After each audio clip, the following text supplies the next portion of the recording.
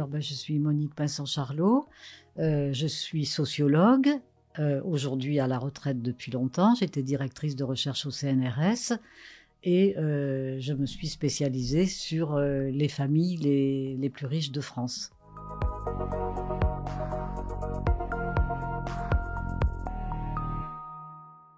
Mais la notion de classe sociale est toujours quelque chose d'acrobatique parce que évidemment on monopolise une pensée qui va mettre en relation des tas d'éléments qui sont d'ordinaire présentés de manière fragmentée, corsetée, une pensée substantialiste si vous voulez. Et nous, on a toujours travaillé avec Michel de manière relationnelle pour toujours mettre les éléments en relation les uns avec les autres et notamment sur la notion de classe sociale que Michel a appliqué à la classe ouvrière et puis qu'ensemble, on a appliqué tous les deux à la classe dominante.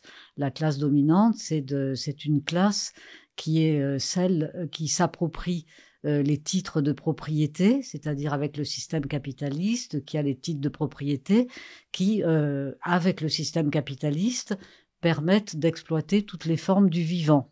Et la particularité de cette classe sociale au sommet des richesses et des pouvoirs est d'être arrivée depuis des siècles et des siècles à se constituer en dynastie familiale, afin que, et ça c'est très important à comprendre, afin que l'argent et les pouvoirs qui vont avec ne ruissellent jamais vers les autres. Alors c'était la noblesse sous l'Ancien Régime avec le capitalisme foncier, et puis ensuite, après la Révolution française, ça a été la bourgeoisie avec le capitalisme industriel, et bien entendu, il faut que tout change pour que rien ne change. Les dynasties familiales et les dynasties de la noblesse sont aujourd'hui fusionnées dans une belle aristocratie de l'argent.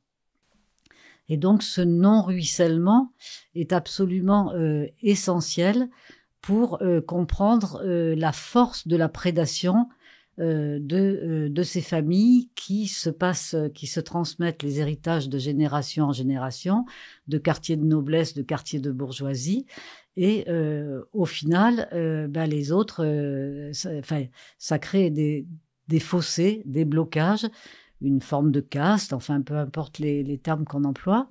Et alors cette classe dominante, cette oligarchie, elle est non seulement extrêmement mobilisée, comme je viens de le dire, pour pérenniser les avantages pour elle et pour elle seule, et surtout comment je dirais, elle vit vraiment à part. Elle est constituée à part de manière différente des autres classes sociales. Alors, elle est au sens marxiste du terme, c'est une classe en soi, c'est-à-dire qui a des niveaux de vie, qui a des modes de vie qui leur sont absolument spécifiques. Alors, les modes de vie se définissent. Enfin, il y a beaucoup d'argent. Le capital économique est la forme de richesse, disons, qui est nécessaire mais pas suffisante. Ensuite, il y a la richesse sociale, c'est-à-dire que c'est vraiment une classe sociale. On vit tous ensemble, de manière solidaire, dans les mêmes espaces, on se retrouve dans les mêmes institutions, dans les mêmes écoles, de partout ailleurs, dans les mêmes stations de ski, dans les mêmes palaces, enfin voilà, on est toujours ensemble.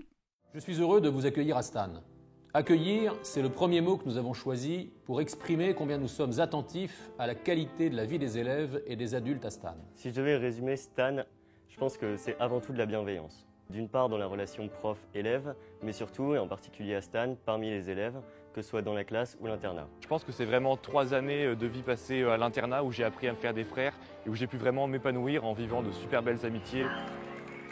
Situé au cœur de Paris, notre établissement accueille 3500 élèves. C'est pas moi qui compte, c'est l'école.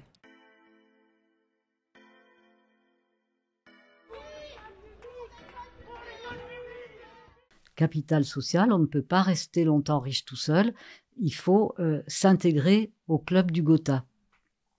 Ensuite, c'est la richesse culturelle qui vient s'imbriquer dans la richesse sociale et la richesse économique, de telle sorte que ça devient très difficile ensuite de vraiment penser des tranches de saucisson les unes avec les autres. Non, tout s'imbrique, tout se mélange, tout s'enchevêtre.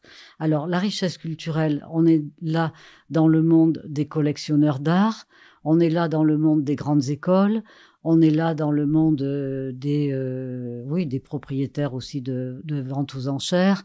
Enfin, le monde de la culture savante, les bibliophiles, etc. Et enfin, la dernière forme de richesse, c'est celle qui vient symboliser les 3 premières formes de richesse que je viens de décrypter. Et ces symboles se manifestent, cette richesse symbolique se manifeste d'une part par des patronymes familiaux qui ont souvent des particules ou qui deviennent des patronymes célèbres, voilà, une richesse symbolique de ce type.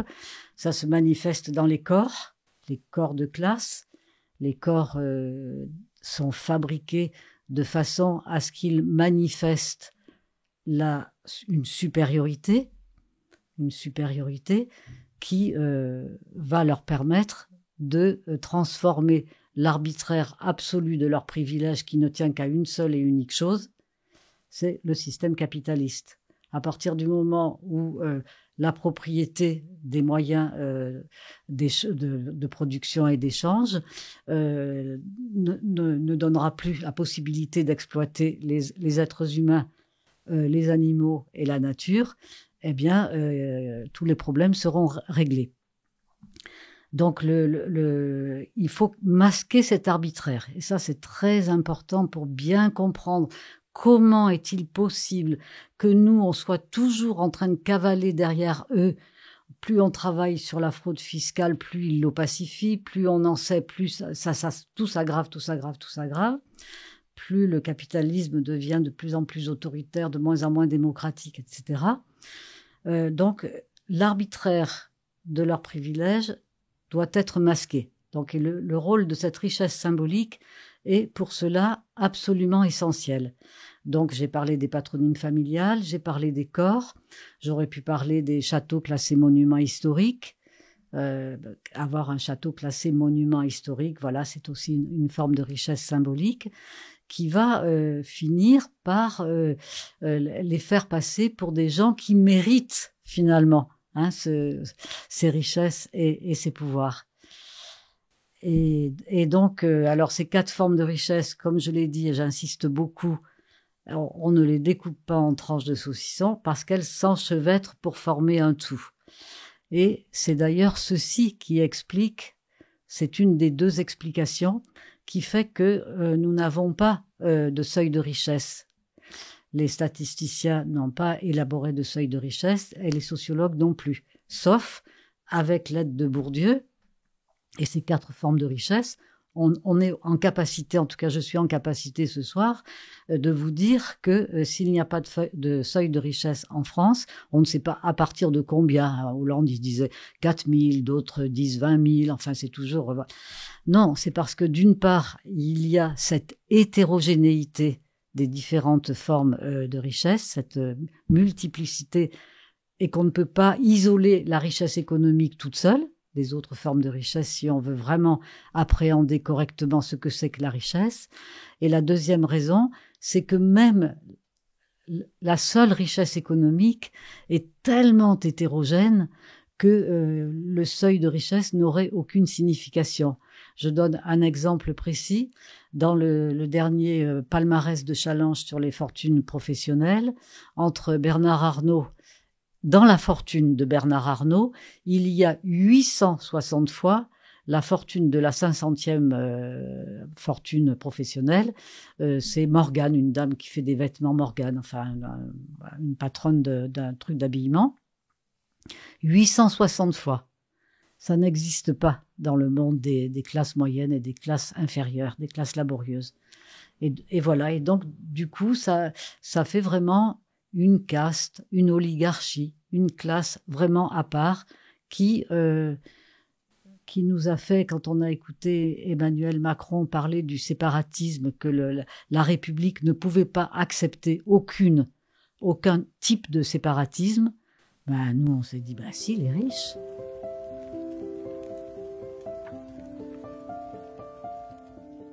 le hasard a fait que nous sommes tombés amoureux alors qu'on était d'origine sociale très différente.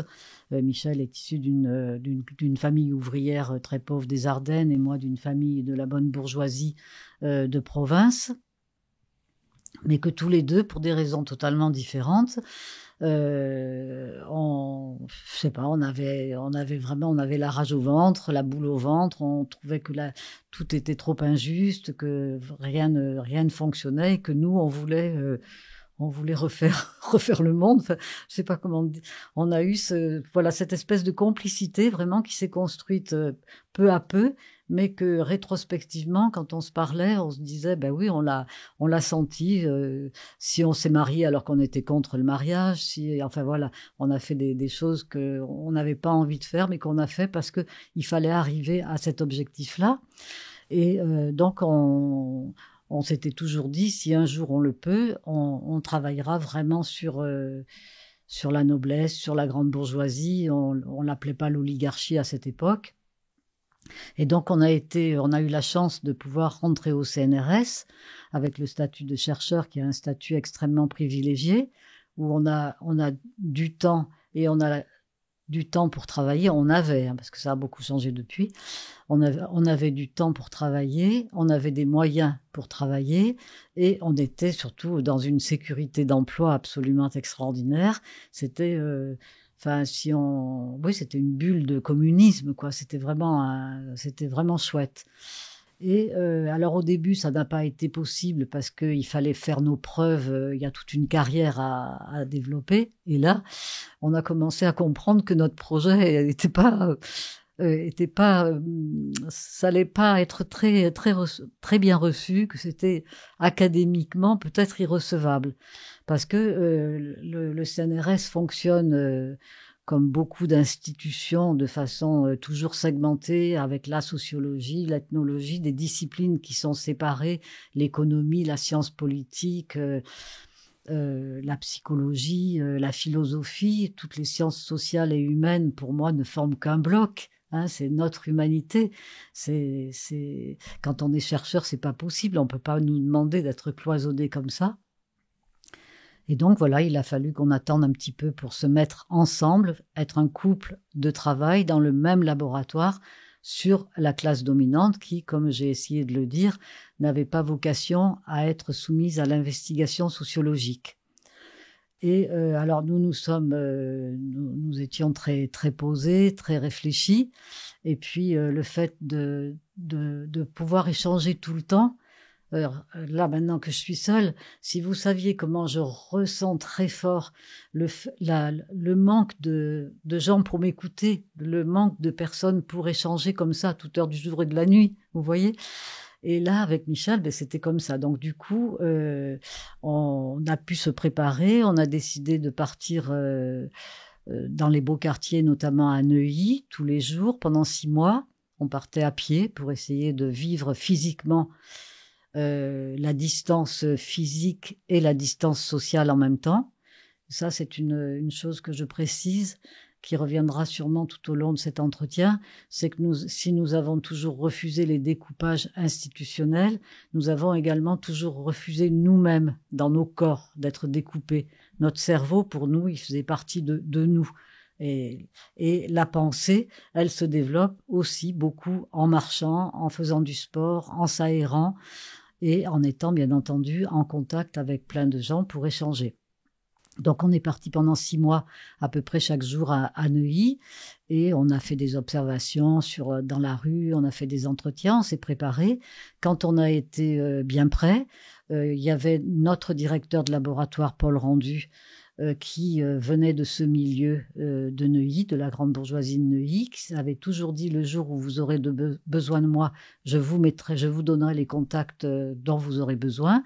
Et puis moi, j'ai trouvé parmi mes connaissances de Lozérienne une jeune femme qui venait de se marier avec un monsieur de la noblesse très lancé dans les mondanités parisiennes, qui nous a ouvert les portes de la noblesse et de l'aristocratie. Et donc, si ça a marché, je vous ai dit tout à l'heure, il ne faut pas dire moi, il faut dire nous. C'est précisément parce qu'on était un couple et qu'un couple, c'est déjà une petite famille, et que comme eux, tout est construit sur la base de la famille, puisque la famille, c'est le nœud pour la reproduction de l'ordre des classes, eh bien, nous étions en harmonie. En plus, on travaillait donc ensemble dans le même laboratoire et on avait ce statut prestigieux de chercheur au CNRS, avec pour bagage, bien entendu, la théorie de Marx, mais surtout la théorie de Bourdieu.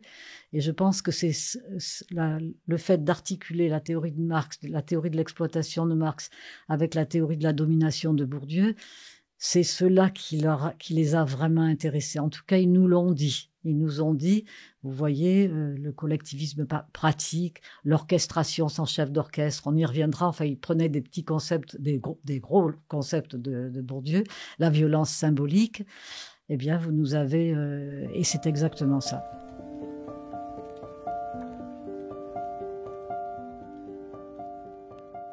Aujourd'hui, cette oligarchie est quand même...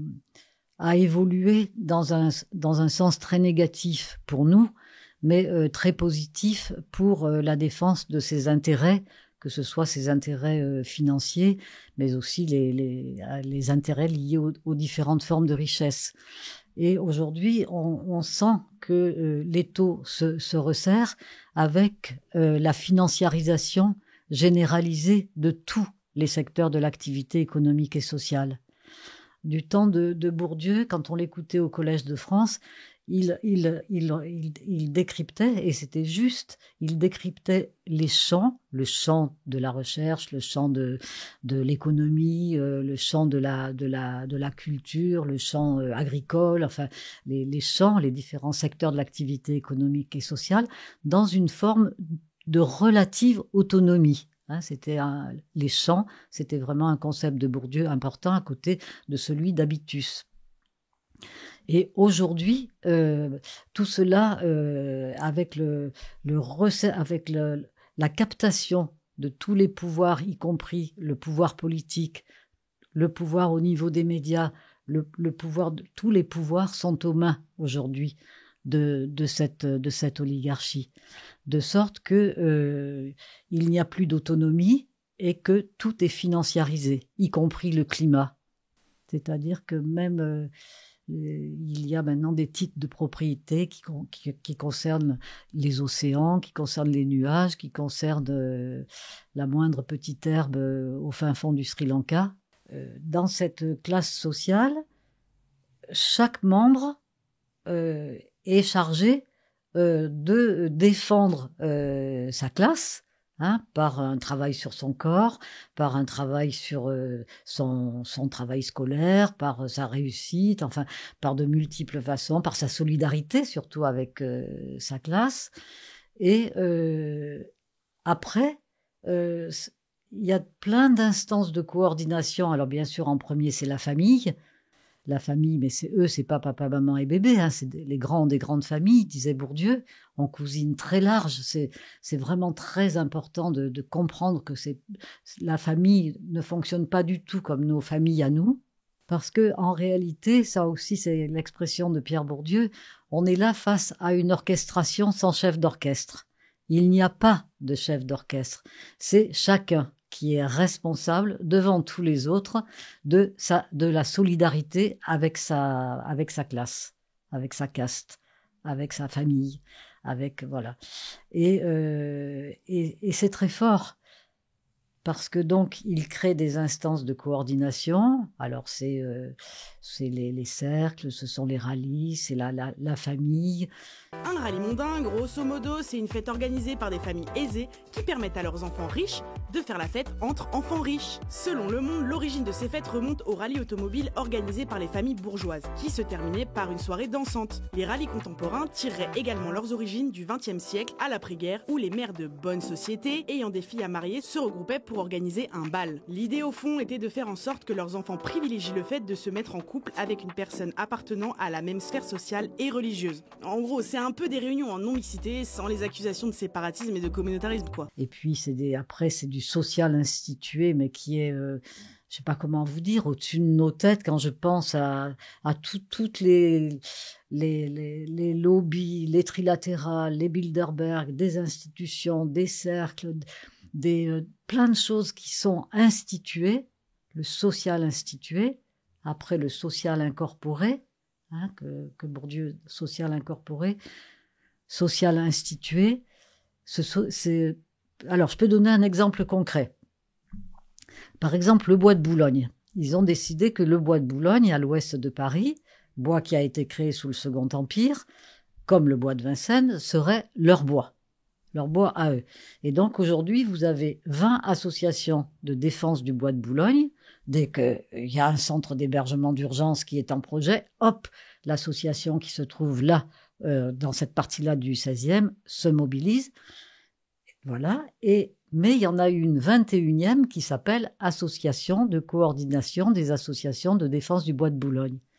Et du coup, c'est toujours comme ça mis en relation, et ça crée une force de frappe que nous ne connaissons pas, puisque nous n'appliquons pas cette stratégie de solidarité, cette forme, de communisme, de luxe et de pouvoir, mais une mobilisation des membres de cette classe dans tous les instants de leur vie.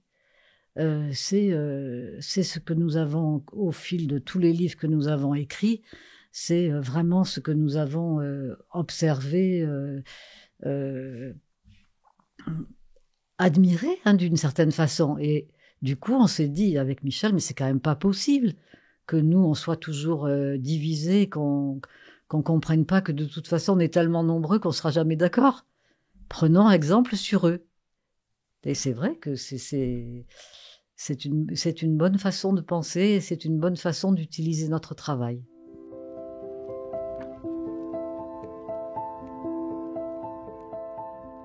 Oui, c'est-à-dire que tout s'imbrique, hein, le social et l'espace forment un tout, puisque pour eux, ce qui est important, enfin, tout se passe comme si ils avaient pensé les choses comme ça, qu'il fallait absolument inscrire la lutte de classe, la guerre de classe, dans l'espace, parce que c'est une façon. Donc il y a les dynasties, comme je l'ai dit tout à fait au début de cet entretien, qui permettent d'empêcher le ruissellement, la captation des richesses et des pouvoirs au sein d'un certain nombre de dynasties, et l'inscription de ces dynasties dans l'espace géographique, dans l'espace urbain et dans l'espace rural, est évidemment une seconde façon d'inscrire leur prédation dans le temps long des siècles. Et donc ça a été les premiers travaux que nous avons menés. Le premier livre s'appelle Dans les beaux quartiers, il a été édité au Seuil en 1989. Et là, c'est entièrement consacré à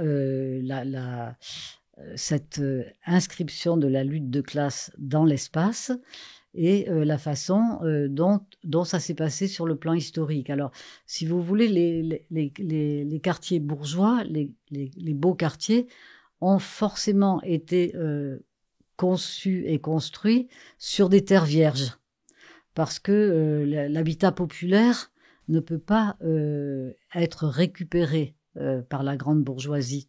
La bourgeoisie ne se réapproprie jamais un espace qui n'a pas été conçu pour elle, tellement ce sont des espaces à part.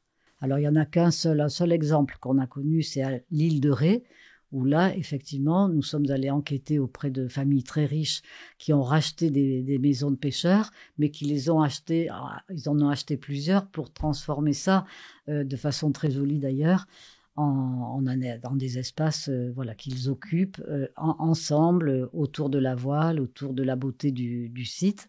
Sinon, ce sont des espaces qui étaient vierges, des terres maraîchères, des terres conventuelles, et puis le quartier, la ville de Neuilly, la ville de Cabourg, la ville de Deauville, enfin tous ces espaces, le 16e arrondissement, ont été conçus ex nihilo, sur des terres vierges, parce que les avenues sont très larges, tout ce qui concerne ce que Bourdieu appelait le social urbain, le social architectural, le social objectivé, n'a rien à voir évidemment avec des quartiers plus populaires, des classes laborieuses où les rues sont plus étroites, où les maisons sont moins décorées sur le plan architectural, il y a beaucoup moins de verdure, il y a des équipements, le golf, des squares, il y a de la verdure de partout, les immeubles sont toujours, il y a toujours l'immeuble, un jardin, une large avenue, un autre jardin en face et un immeuble après. Je veux dire, on peut profiter de la vue, voilà.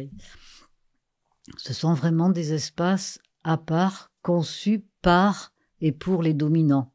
Et par exemple, avec Michel, on est allé passer 10 jours au Touquet, là où Emmanuel Macron a sa résidence. Et voilà, c'est pareil, on retrouve toujours cette même logique de ces constructions ex nihilo, de villes balnéaires, de villes bourgeoises, qui sont construites par des bourgeois pour des bourgeois. Ceux qui financent, les promoteurs sont à leur service pour concevoir des espaces qui soient adaptés à leur position dominante et à leur volonté de séparatisme. Aujourd'hui, j'aime bien employer ce terme de séparatisme parce que je trouve qu'il est constant. C'est difficile d'avoir des espaces où ils n'ont pas pris le pouvoir, ils tiennent les commandes de partout. Alors c'est vrai que c'est une classe sociale qui est extrêmement mobilisée pour la défense de ses intérêts et notamment pour la défense de ses intérêts du point de vue de l'urbanisme, du point de vue de leur habitation, du point de leur lieu de travail, du point de vue de leur circulation, leur façon de circuler en voiture, en tramway ou en taxi. Enfin voilà, tout ça est une préoccupation de tous les instants, c'est-à-dire qu'ils ne laissent rien au hasard, ils sont vraiment mobilisés. Cette mobilisation, elle est très impressionnante et par exemple par rapport au périphérique, eh bien c'est le maire de Neuilly de l'époque, Achille Peretti, qui vraiment en a fait son combat pour mobiliser tous les réseaux qu'il pouvait mobiliser afin que la partie ouest du périphérique soit le plus entranchée possible, le moins bruyant possible, le moins visible possible pour les habitants du 16e arrondissement notamment. Et tout est le fruit de cette mobilisation. Il n'y a rien qui est laissé au hasard. Alors, ils n'emploient pas, nous on leur a quelquefois dit, vous êtes des militants, vous êtes des militants. Ils sentaient pas, c'était pas le mot qu'ils avaient envie d'employer. Non, pour eux, ils n'ont pas besoin de trouver même un terme spécifique. C'est vraiment leur habitus, c'est le fonctionnement de leur classe qui engage vraiment tous les membres de cette classe. Et si jamais il y a un membre, il y a une brebis galeuse qui, pour une raison ou pour une autre, veut s'échapper du troupeau, eh bien, nous en avons suivi 2 ou 3, eh bien, ça ne marche pas. Le troupeau se mobilise pour récupérer la brebis galeuse. Pourquoi ? Parce qu'elle porte le patronyme familial. Le patronyme familial, c'est une forme de richesse symbolique très importante. Et puis, la personne, qu'elle soit une femme ou un homme, finalement, a tout intérêt à réintégrer le monde de la richesse et de la solidarité. Alors quand il y a par exemple un problème entre Bernard Arnault et François Pinault au sujet du rachat de Gouchy, eh bien voilà, ils en discutent et puis c'est l'un d'entre eux, là il se trouve que ça a été Marc Ladré de la Charrière qui s'est proposé, qui a été choisi, peu importe, ça j'en sais rien. pour essayer de trouver une négociation pour que ça ne dévalorise pas trop la classe dominante, que ça soit pas défavorable, voilà. Et ils trouvent des solutions. Et les cercles, c'est beaucoup de conférences, c'est aussi beaucoup de sport. Il y a beaucoup de il y a des piscines, on peut faire du sport, il y a des salles de sport. Enfin, le corps est toujours très important. Il y a des fêtes, il y a je sais pas, qu'est-ce que vous voulez que je vous dise? On a été invités à plusieurs reprises. On a vu il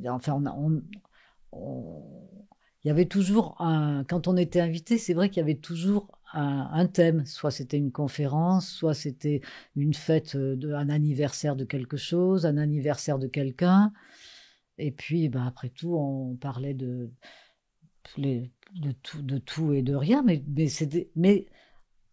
la fête elle-même, le fait d'être toujours ensemble, entre semblables, dans une agrégation joyeuse, ça fait qu'après, ça met beaucoup d'huile dans les rouages. Comme je l'ai dit à plusieurs reprises, hein, c'est vraiment une orchestration sans chef d'orchestre, et c'est donc chacun qui doit prendre ses responsabilités pour être digne d'avoir hérité et de transmettre à son tour, d'être un représentant.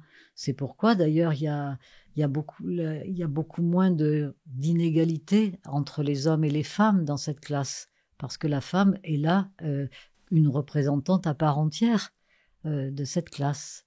Ils sont pas nombreux, mais quand même ils ont besoin d'avoir le choix. Donc il y a beaucoup de cercles différents, on peut même cumuler des adhésions à plusieurs cercles, mais on a toujours beaucoup l'impression qu'on est libre finalement de choisir tel cercle plutôt que tel autre, tel rallye plutôt que tel autre.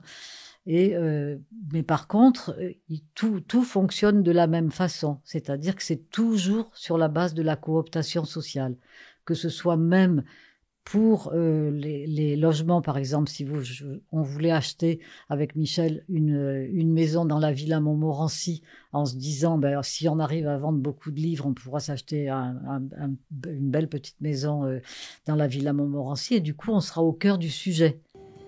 Harcelées par les fans et les paparazzi, certaines stars en deviennent même paranoïaques. Pour éviter ces désagréments, il existe des quartiers sous haute protection, en plein Paris. Villa Montmorency, dans ce sublime coin de verdure du 16e arrondissement, les 3 entrées sont surveillées jour et nuit par des vigiles et des caméras. Un véritable ghetto pour riches. C'est le quartier le plus sélect de France. Une centaine de maisons qui abritent des PDG et des stars du showbiz, comme Mylène Farmer ou Sylvie Vartan. La nouvelle venue s'appelle Céline Dion. La chanteuse canadienne vient de s'acheter une villa pour la bagatelle de 47 millions d'euros, le prix à payer pour être à l'abri des photographes. Un niveau de protection exceptionnel, mais que certains jugent encore insuffisant. Un délire sécuritaire qui peut même aller jusqu'à la folie. Eh bien, non, il est hautement probable que si tel avait été le cas, ça n'aurait pas pu se réaliser. Parce que, par exemple, à cette époque-là, quand on caressait ce rêve, c'était Vincent Bolloré qui était le responsable du syndic de la copropriété, et il se serait mobilisé avec les agences immobilières avec lesquelles nous aurions négocié, peut-être, pour que nous ne fassions pas le canard boiteux, nous ne soyons pas le dissemblable qui viennent perturber l'amour des semblables et la joie d'être ensemble. Il y a notamment le beau temps mondain. Est-ce que tu pourrais expliquer un peu ce que c'est, ce livre qui vaut des centaines d'euros C'est du social objectivé, sous la forme de livres, sous la forme de listes qui viennent se superposer au fait qu'ils habitent tous ensemble, au fait qu'ils sont dans les mêmes écoles, au fait qu'ils sont toujours ensemble mobilisés, que c'est une classe sociale au sens marxiste et au sens bourdieusien du terme, et que ceci doit être répété de façon différente, mais toujours coordonnée et cumulative. Donc, comme tout passe par la cooptation sociale, le bottin mondain, c'est une façon de travailler. Quand vous avez des candidats à un cercle, vous regardez si cette personne est dans le bottin mondain, si cette personne, par exemple, est dans le ouzou, si cette personne, voilà, on fait des petites enquêtes pour savoir, voilà. Il y a un système de parrainage, il y a toute une campagne qui se déroule pour que le candidat soit vraiment bien adoubé, bien coopté, en toute connaissance de cause. On a toujours travaillé avec le bottin mondain et le ouzou. On a beaucoup travaillé avec des documents publiés ou pas, des mémoires, enfin, on a multiplié les façons d'approcher cette classe sociale, à la fois par les entretiens, par les observations, participant tous les observations par exemple dans les courses hippiques, au Grand Prix de Diane. Voilà, on a multiplié,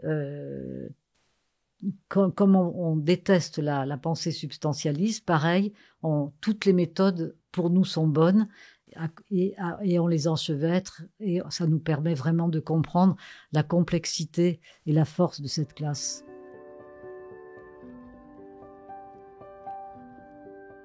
Donc cette classe sociale, elle peut pas être toute seule, parce que d'une part, il faut pas qu'elle soit trop exposée, il faut qu'elle bénéficie de l'impunité, il faut qu'elle soit protégée, et du coup, il y a des couches de sous-traitance oligarchique. Hein, on a beaucoup parlé des chiens de garde à propos des journalistes qui sont à leur côté, mais il y a beaucoup de think tanks, de lobbyistes, vraiment c'est un milieu qui est très serré en haut, mais avec des pseudopodes très importants, et c'est pourquoi, par exemple, le cercle Le Siècle, nous, on n'y a pas travaillé avec Michel quand on a commencé nos premières recherches au début des années 80, parce qu'il nous a pas paru important. C'est le siècle, c'est l'endroit où se retrouvent les hommes politiques, enfin les politiques et les journalistes. Et c'est aujourd'hui un cercle extrêmement important, parce que en l'espace de 30 ans de sociologie des Pinson-Charlot, eh bien, cette classe a tellement évolué vers un capitalisme beaucoup plus radical, beaucoup plus dur, beaucoup plus prédateur, elle s'est protégée par des boucliers humains, des boucliers institutionnels, qui font qu'on en est où on en est aujourd'hui, vers des rapports de classe quand même très très très très conflictuels du fait d'inégalités qui sont pas des inégalités. J'aime pas le mot inégalité, parce qu'en fait c'est des fossés qui nous séparent. Alors par exemple, je vais donc parler de ce qui s'est passé à l'arrivée de Macron. Donc il devait supprimer l'ISF en octobre, c'était prévu, je crois, octobre 2018 au plus tôt, octobre 2019 au plus tard. Et puis, quand il a vu les conditions dans lesquelles il a été élu, qui n'ont pas été des bonnes conditions du tout, puisque ça a quand même été avec beaucoup d'abstention, et surtout un vote par défaut pour le second tour, puisque c'était pour faire le front républicain. Il a été élu avec des voix de gauche, donc eux, ils sont capables d'analyser la vérité de ce qui s'est passé, et du coup ils ont dit il faut absolument que tous les cadeaux que tu nous as promis, tu les fasses le plus rapidement possible. Et donc dès octobre 2017, il a conçu ce qu'un économiste, Lim Huam Ngoc, nous a expliqué très bien dans un film À demain mon amour de Basile Carré Agostini. Il nous filme quand Lim nous explique ce que je vais essayer d'expliquer. Il a conçu un impôt spécial riche. Alors de deux façons. D'une part, il a supprimé l'ISF. En supprimant l'ISF, il supprime l'imposition sur le stock des valeurs mobilières des plus riches. C'est-à-dire que les 100 plus riches de l'ISF, leur patrimoine, les 100 plus riches de l'ISF, ont un patrimoine qui est constitué à 97,5% d'argent, d'actions, d'obligations, de valeurs mobilières, d'argent. Les 100 plus riches. Et les 2,5% qui leur restent, ils sont tellement riches que ça leur permet d'acheter des yachts, des jets privés, enfin des châteaux, enfin tout ce qui est bien visible dans la domination de classe. Donc ils suppriment l'impôt sur le stock. Mais ce stock, il est tellement important qu'évidemment chaque année, il produit des revenus, il produit des flux, des revenus du capital qui vont faire venir grossir ce stock. Et c'est pourquoi, pour que Macron aille plus loin que ses prédécesseurs, il a conçu le prélèvement forfaitaire unique, le PFU, qu'on appelle aussi flat tax. Et là, les revenus du capital, il avait supprimé la solidarité en supprimant l'impôt sur la solidarité de la fortune, l'ISF, et en même temps, il va supprimer la progressivité de l'impôt, mais uniquement pour les revenus du capital. Et ça va être à 12,8%. 12,8%. Donc c'est énorme. Et si vous voulez, on ne peut pas ne pas penser que l'énormité de ce cadeau, nous le payons. Les déficits, c'est pas quelque chose de naturel, c'est quelque chose qui est construit par l'Europe néolibérale, qui est construit avec la complicité des hommes et des femmes politiques qui aujourd'hui sont massivement au service de cette classe sociale au sommet des richesses et des pouvoirs. Oui, puis si vous voulez, la dette, c'est leur dette. Le déficit, c'est leur déficit. C'est très important de toujours bien dire les choses comme ça, parce que c'est eux qui l'ont construit avec l'Europe néolibérale, avec les États-Unis derrière, et les Jean Monnet et Jacques Delors qui ont mis en place ce que voulaient les États-Unis pour l'Europe.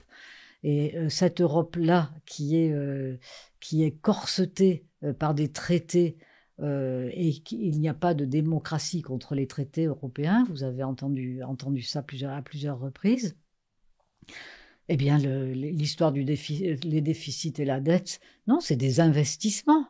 C'est des investissements que nous faisons pour notre bien-être, et puis après on cherche les équilibres. C'est parce que eux, comme tout est financiarisé, du coup, ils conçoivent des institutions qui deviennent naturelles, qui deviennent évidentes. C'est les évidences de l'idéologie néolibérale, et c'est ça le boulot des sociologues. C'est que nous, on doit déconstruire ces évidences, proposer la construction d'une perspective autre, post-capitaliste si possible, et avec cette réflexion sur la construction de quelque chose d'autre, eh bien on retrouve notre humanité, on retrouve notre bonheur existentiel d'être en vie sur ce qui devrait être une belle planète. Quand même, on essaye d'aller vers quelque chose de positif. Donc est-ce que, selon toi, les Gilets jaunes, ils ont trouvé la recette, malgré tout, pour déstabiliser l'ennemi, que ce soit en créant leur propre cercle, c'est-à-dire leur propre rond-point, leur lieu de sociabilité, en envahissant les ghettos UP de Paris, en brûlant les hôtels particuliers, en retournant les voitures de luxe, etc. Est-ce que ça, c'était cette révolte de classe-là des Gilets jaunes est la plus grande peur des bourgeois, et est-ce que c'est une recette qui fonctionne? Mais ça, ma réponse sera évidemment positive, parce que ce que tu viens de dire est vrai, et ils l'ont payé très cher, tout de suite. C'est-à-dire que la violence de la répression a pris des proportions que je n'avais jamais vécues. Donc c'est bien un indicateur de la peur de ceux qui sont, au fond, que des géants aux pieds d'argile. C'est-à-dire, comme je l'ai dit au début de cet entretien, leur pouvoir ne tient qu'au capitalisme, qu'au fait que la propriété des moyens de production et d'échange, et aujourd'hui de tous les secteurs de l'activité économique et sociale, leur permet d'engranger des dividendes, leur permet d'avoir des profits absolument tellement énormes que ça crée des fossés, ça crée une hétérogénéité, ça crée des rapports de classe qui sont vraiment extrêmement puissants, forts, conflictuels et violents. Enfin, une violence de classe, la violence des riches s'accroît avec la complicité, par exemple le tournant de la rigueur en 1983, avec la complicité des sociodémocrates, des socialistes. Voilà, ça a été vraiment important dans l'accélération, dans l'aggravation de la domination de classe. Ils sont tout le temps sur le qui-vive. Et donc, leur force, c'est leur solidarité. Leur force, c'est leur collectivisme. Et j'ai pas d'anecdotes précises de choses entre des personnes, puisque nous, finalement, ce qui nous intéressait, c'était vraiment leur collectivisme pratique, leur solidarité, leur communisme de luxe et de pouvoir, leur façon de pouvoir être mobilisés comme ils sont mobilisés. Et je dirais que pour reprendre là, tu as parlé de William, tu as cité une phrase de William Reich, je sais plus exactement. Et moi je te citerai Sénèque. Ce n'est pas parce que les choses sont difficiles que nous n'osons pas, c'est parce que nous n'osons pas qu'elles sont difficiles, parce que nous sommes divisés. Nous sommes en concurrence les uns avec les autres. Si on est dans tel syndicat, on va critiquer les camarades de l'autre syndicat, dans tel parti politique, etc. Et on n'est pas capable de construire ces instances de coordination qui favoriseraient une émancipation collectivement partagée, à laquelle aujourd'hui nous aspirons tous, et c'est décisif que nous arrivions à faire en sorte qu'il y ait moins d'inégalités, qu'il y ait plus de bonheur, qu'il y ait moins de dégâts pour la planète, etc. Et dans un de tes livres, tu parles qu'il faudrait imaginer un paysage d'une société libérée des managers, des capitalistes. Donc, notre dernière question, c'est à quoi ressemblerait ce paysage-là libéré? Eh ben, une société, c'est difficile de la décrire, parce que là, ce qu'on vit, là, je fais beaucoup de rencontres.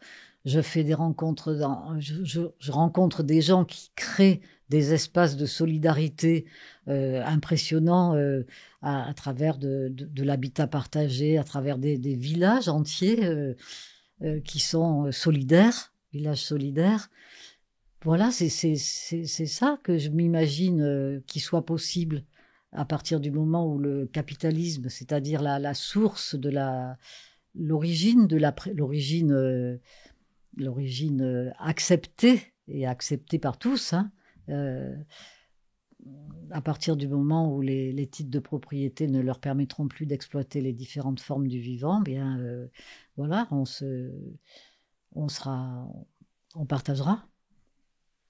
L'humanité, quelque chose, je sais pas comment dire, moi, merde, qu'on puisse vivre en riant, en n'étant pas toujours stressé, en étant heureux, en partageant. Et retrouver le sens du collectif qu'eux ont beaucoup, en tout cas. Ah voilà.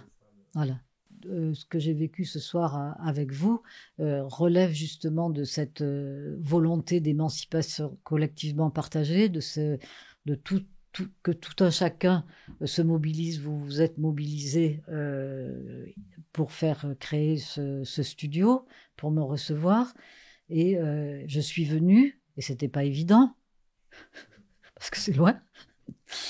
Et puis voilà, j'espère que vous allez en faire quelque chose qui aidera d'autres personnes à avoir accès à notre sociologie, à tous les livres que nous avons publiés, Michel et moi. Nous avons fait des bandes dessinées, nous avons fait des films, nous avons fait un jeu de société. Nous avons fait des rencontres, nous avons fait des jeux apéritifs dans des campings populaires, nous avons on a beaucoup soutenu les classes de SES, de lycées défavorisés. Bref, on a donné une puissance, une force à la transmission de notre travail, comme peu de chercheurs le font. Enfin, en tout cas, nous, on l'a fait beaucoup. Ça nous plaisait, hein. Ça faisait vraiment partie de nos habitus. Mais voilà, c'est tous ces partages. Ceux qui nous nourrissent, ceux qui de nourriture alimentaire, ceux qui ont la chance d'avoir des boulots intellectuels nourrissent autrement, puis on met tout ça ensemble et puis on danse ensemble.